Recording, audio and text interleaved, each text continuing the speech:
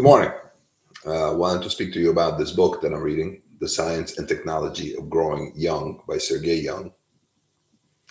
Sergey is an investor and a business person. Um, he created the Longevity Vision Fund and raised $100 million to explore longevity. So I'm into the first chapter, and I want to tell you that the book really opens your mind to the possibility of living to a ripe old age. He talks about 200 years plus as a real possibility. But I also want to talk about the fact that the current infrastructure, the current reality is that most people will live to be around 60 relatively healthy years, and then it rapidly goes downhill from there. Spoke with a nurse practitioner yesterday, and she was telling me that she was working in the heart department of her hospital, and she had some of her patients on 20 to 30 medications, and that's just an absurd kind of a situation. So after a certain time, we just become very unwell.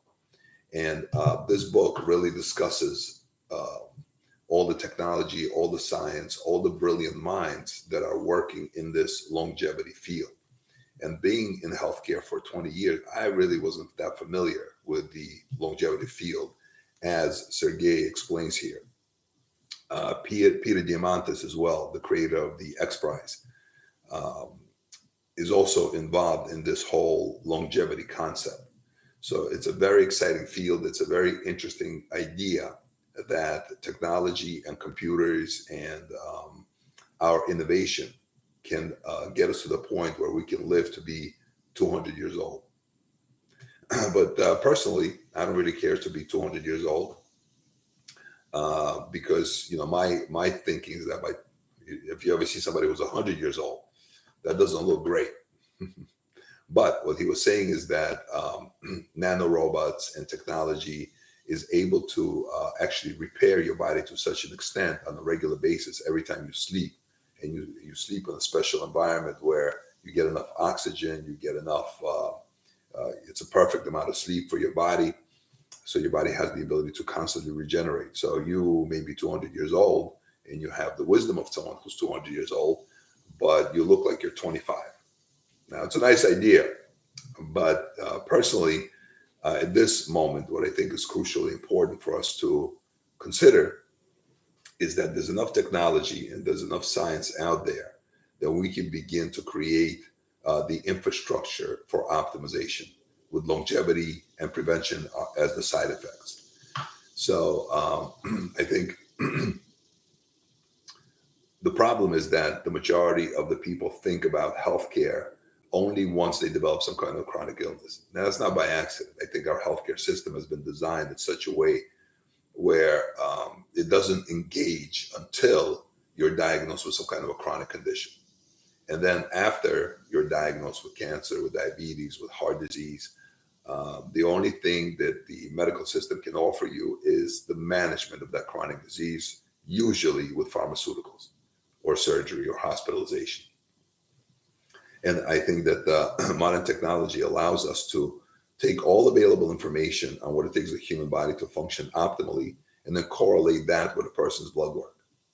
And that creates a very thorough report, perhaps not as advanced as Sergey describes in this book, but still, it offers a tremendous amount of information from the DNA out.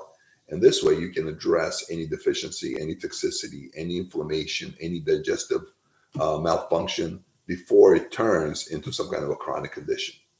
And I think we've been taught not to really worry about it, not to think about it, because the government and the health insurance companies will take care of us once we're broken down.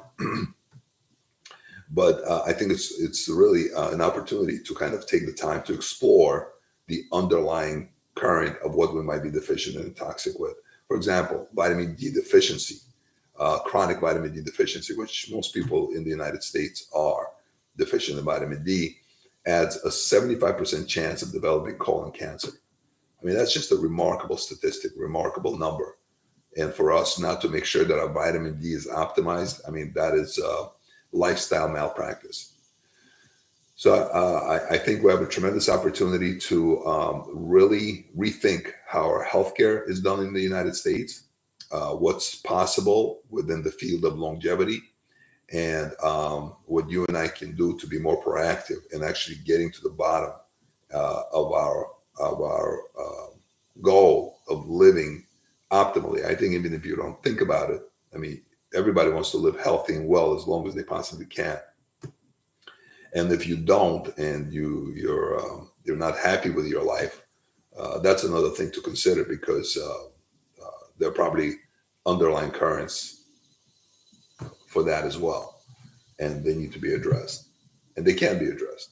So sometimes it's a chemical thing, sometimes it's you know food allergy thing, sometimes it's too much sugar just affects our brain in a certain way.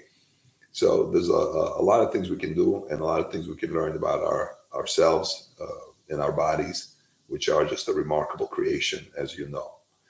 So again, great book so far. Chapter 1, I'm done with. It was just published, and Sergey Young and Peter Diamandis are really on the front line of transforming not only healthcare but the potential of the human body to function optimally for what they're saying at this point. Chapter 1, 200 years. So stay tuned. I'll discuss chapter 2 tomorrow. Feel good. God bless. See you next time.